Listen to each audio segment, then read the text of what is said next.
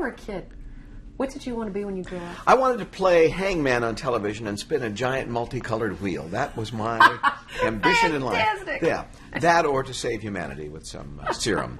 I don't know. I always did want to be in broadcasting, radio or television. It didn't much matter to me. I just thought it was a cool way to make a living. It turned out I was right.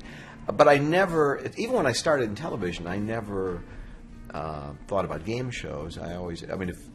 If you were to make a list of the 30 things I thought I would do, game shows might be 28 or 29. Nothing against them. I just didn't think I had the right, whatever it was, to do it. Wheel had been on for 7 years in daytime before I came aboard. A guy named Chuck Woolery was hosting it on a network. And when he left, that's when Merv Griffin brought me in.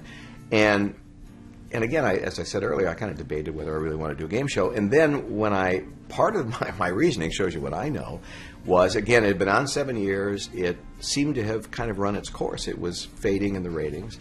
And it had a good run. And I thought, I'll do it for a year or two. I will have established a little national credibility. It'll go away, and I'll move on to something else. Well, it kind of got a second wind. And then 2 years after I started, they started this nighttime show that went through the roof immediately. And here we are 30 years later. So I had no clue this was going to be around this long. And who does? It's a really fluky business we're in. I mean, we've become part of people's lives in ways we didn't really intend. But it's an evocative kind of show. I get people come up to me all the time and say, I just lost my grandmother, and I used to sit with her and watch this when I was a little kid. And we're kind of into our third generation, practically, of viewers. And it's a dinner time, and it's your living room, and it's a show the whole family can watch together and not be embarrassed by anything. But Merv, God bless him, said, I was working out of here in L.A., so he liked what I did on the air. He said, I'm hiring you, do it the way you do it. And he never once called me in or even through an intermediary and said, why don't you do it this way, why don't you try to do that? He just let me do whatever it is. Your own personality? I do, yeah, which is a little more low-key than was typical for game show hosts. But it seems to have worked out. And I think it helps you kind of wear well, because we've been on a long time. I think that people will be able to see through you by now. Yeah. It seems like this is just who you are. Yeah, there is a certain, you can sort of fake it on camera, but when you've done it for 30 years, it's hard to fake it. I think that's what people like about whatever it is Vanna and I have on the air. It seems genuine to them, and it is. I mean, we like each other, and I think it comes through. Are you kind of like brother-sister kind of relationship? We are kissing cousins. How's that? Don't make something out of that, will you? No, I don't know what we are. We've been really good friends. We don't see a lot of each other away from the show. Never have. Every now and then, but very infrequently. I had to call Vanna about something a few weeks ago, and I got her number, and I called her, and I guess my name came up on the phone, and she tells me later she was on the phone with someone else. I've got to go. Pat's calling me. She said, what is it? What's wrong? I said, what's the matter? She said, this is the first time you've called me in 30 years. So it shows you how close we are. Right. But what I think when we are together, we're together a lot.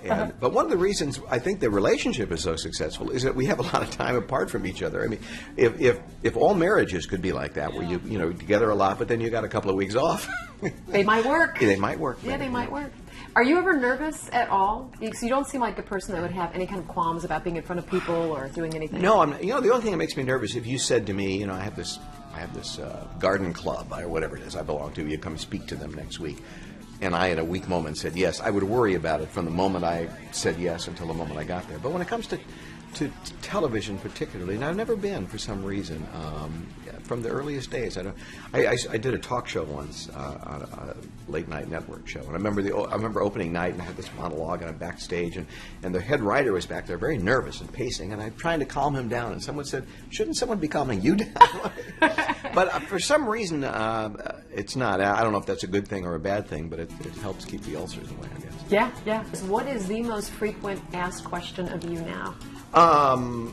Well, the most frequent remark made, and it's been made 400 gazillion times, is... You are so good looking? Well, that's slightly less. That's about 300 gazillion. But and it amuses me because whenever anyone says this, and again, I'll hear it before I get back to my dressing room now, is everyone who says it thinks they're the first one to have said it, and they laugh hysterically. They say, "Can I buy a vowel?" That's it. And I nod and laugh as if I've never heard it before, but I have. I was thinking about putting that on my tombstone. You know what I'm going to put on my tombstone? Oh, here's something no one knows. Here's what's going on my tombstone. I've decided. Please. When you come visit me at Forest Lawn, Got it. and you see me, oh, God, he seemed like a nice guy, and he was so good looking. My tombstone is going to have R blank P instead of, and then it'll say, "Can I buy a bomb?"